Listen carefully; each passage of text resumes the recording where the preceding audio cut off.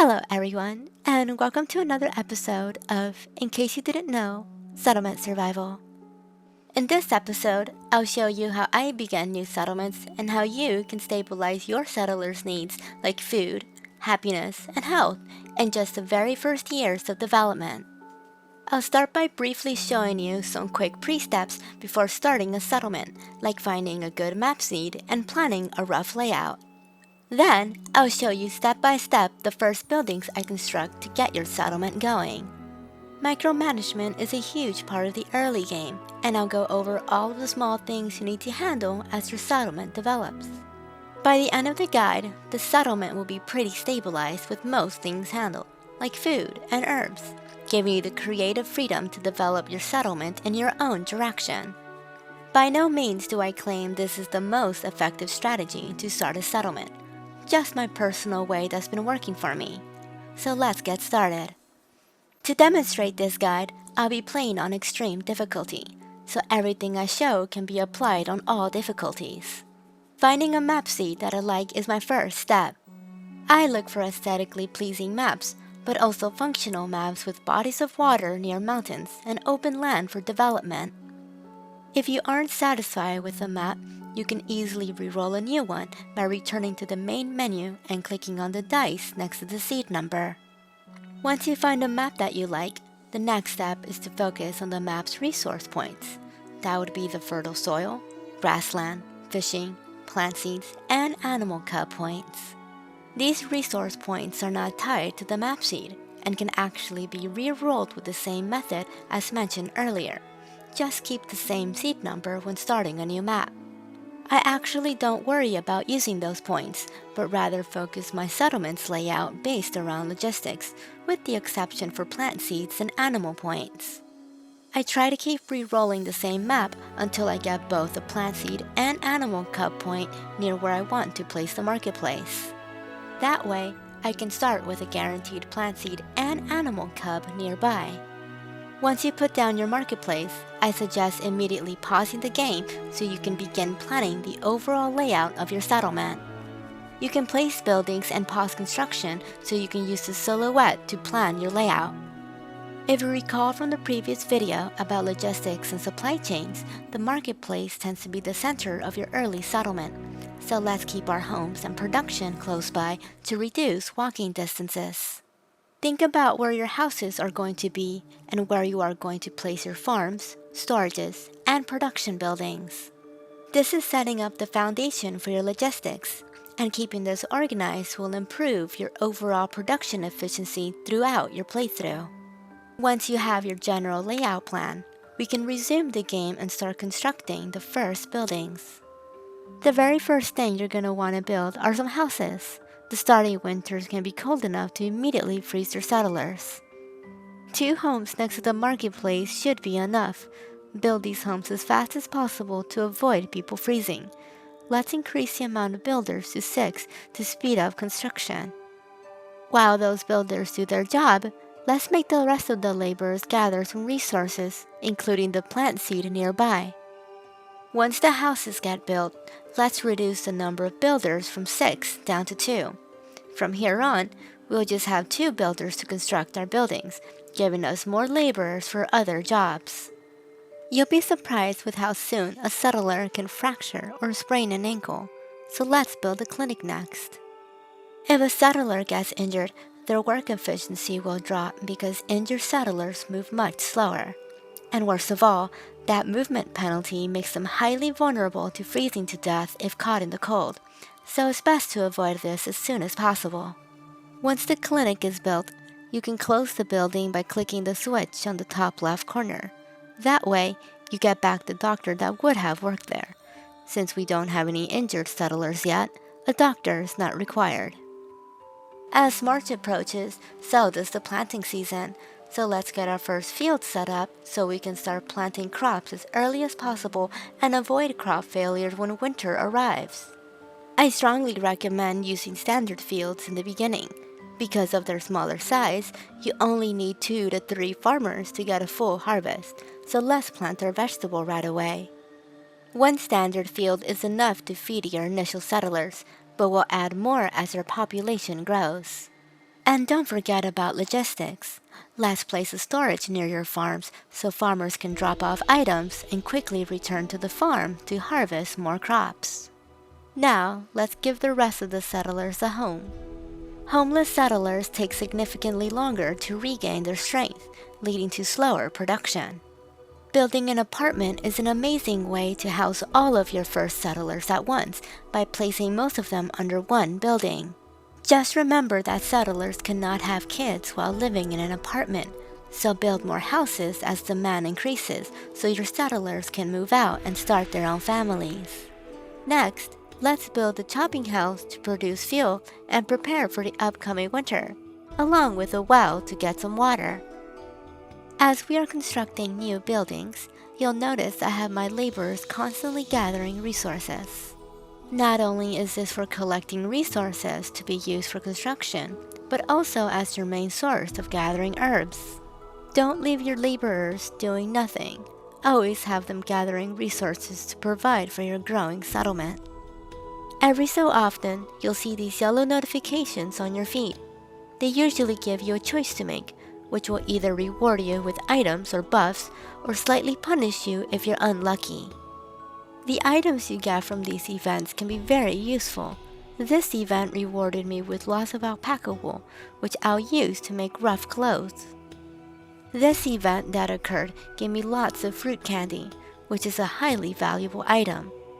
Instead of letting my settlers use it, I'm going to ban the consumption of this item and save it as a trade item for later.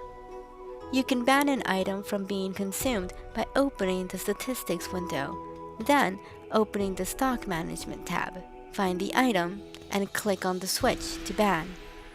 Next, let's build a hunting station so we can capture that animal point we kept re-rolling for. I like to give it 2 hunters to make the capture go by faster, then lower the number of hunters back down to 1 once we caught the animal. This hunting station will mainly gather meat to provide with a little bit of food all year long, while also gathering resources like alpaca wool and leather to be later used to make clothes. As the first winter approaches, your settlers are at the highest risk of freezing to death, so don't forget to build houses for production buildings further away. If you have laborers gathering resources further away, you can cancel that action so they don't needlessly wander in the cold. Gathering resources is still important, so it's best to make laborers gather near houses to keep warm. With that said, let's construct the smithy and the tailor nearby. We don't need to produce tools and clothes just yet, so we'll keep it close for now. Now that we have survived our first winter and the weather is now warming up, let's build a forester hut. This will also double as a gathering hut to collect herbs when it's fully operational. You'll want to build the forester hut a little further away so its blue zone does not overlap the covered zone of the marketplace. Let's start with just 1 worker, since we are spreading our labor force pretty thin right about now. Then, let's disable felled trees. That way, workers will only plant trees and not cut down. We will manually send our laborers to cut down trees and gather plants when the forest matures. This will now become our main source of herbs. Now that we have captured the animal from the animal point, let's build a pasture so we can keep it. You can keep this pasture close and save another worker. Animals will still reproduce on their own even if there is no herders. And still, animals won't get butchered until the max capacity has been exceeded, so there's no point in wasting labor here. Once the pasture is full, you can reopen it to collect meat from slaughtered animals and other items like leather and poop. As time passes, buildings will wear down and require maintenance, so let's be ready and build a repair shop. Just like the clinic, we will leave it closed and only reopen it when a building needs repairs. Somebody got injured, so let's reopen the clinic so they can get treated. Since injured settlers work slower, let's remove them from their job so they can focus on recovering. To change their job, select the injured settler, then click Change. Click on All Jobs and select Laborer. Now, to make up for the lost worker, you can find another laborer and give them that job position with the same method. This keeps your production running smoothly even when your settlers get hurt. On the timeline, you'll be able to see the first immigrants approaching. Since we are in great need of more settlers, we are going to build a town hall to let them move in. As we wait for the immigrants to arrive, there isn't many buildings left to construct as our labor is so thinly spread. What we can do is just send our laborers to gather many plants in hopes to get more seeds. Hopefully, you can get the seed for peace, since it has some of the highest yields in the game, which will become very helpful when our population grows with immigrants. The arrival of immigrants is very helpful to quickly get more laborers, but it does come at a risk. It's fairly common to receive immigrants that are injured and will need to be treated by a doctor first. But in worst cases, immigrants can carry contagious diseases with them, like cholera, which isn't too deadly, but it will kill both the settler and the doctor trying to cure them. This is a good time to spend our first tech point. In the education tech tree, we can select the medical research point. This allows clinics to be able to treat and cure cholera. The odds of getting diseases only increases as your settlement grows, so it's better to be safe than sorry. Now that we have more settlers, let's continue to construct more essential buildings. The increase of settlers means the increase of demand of resources, like food. So let's build a second field. Hopefully by now you were able to find the pea seed. If you were, then you're going to need to increase your farmer size to 3, since peas take longer to grow than other crops. Let's also build another well for more water while we're at it. We can now add a few workers to other buildings, like the chopping house, forester, tailor, and smithy. And speaking of which, let's set a production limit on those buildings. That way, you won't produce an excess amount of goods and get back laborers when the production limit is reached. Over time, the settlers' happiness will drop if their needs aren't met. Having a church is a good start to raise their happiness. Remember that settlers cannot have children while living in the apartment, so let's build a few houses so adults can start families and increase your workforce as the children grow up. Technology XP is an important asset to get, as it gives you more tech points for your settlement to use. So let's acquire more XP by using a tech point on the Research Institute and build one. Once again, we have spread our workforce thin and can only wait for the children to grow up and become laborers, or wait for the next wave of immigrants to arrive. In the meantime, keep using your laborers to gather resources like timber and herbs from the forester hut that has been planting trees. Accept the next wave of immigrants to increase your workforce, and remember to add another field to keep up with food demand. The church can only keep your settlers happy for so long. Having alcohol like spirits is much more effective, so let's use some of those new laborers and tech points to produce that. First, let's build a new standard field to grow agave. 2 farmers are enough. Then, build a distillery to turn agave and water into spirits. Since the distillery also drains your water consumption, we are gonna need something that's more efficient than wells. The reservoir tech is an ideal alternative, but it needs sand and clay to build, which are also locked behind a tech point. But this shouldn't be a problem since we should have a good amount of tech points by now. So let's spend those points and construct those buildings. The sand pit needs to be built on a body of water. After it's built, let's set the limit for sand production to 100. When that limit gets reached, you can switch to clay production and set its limit to 100 as well. Now let's build the reservoir once you have the materials needed to build. Again, keeping logistics in mind, let's give those workers by the water a place to live and get warm, and storage yard to drop off their goods. And now we have a steady supply to produce spirits. This will keep our settlers happy a lot more effectively. Let's welcome one more wave of immigrants before we wrap up this guide. The last essential building your settlement needs is having your trade system set up. So let's build a trading post.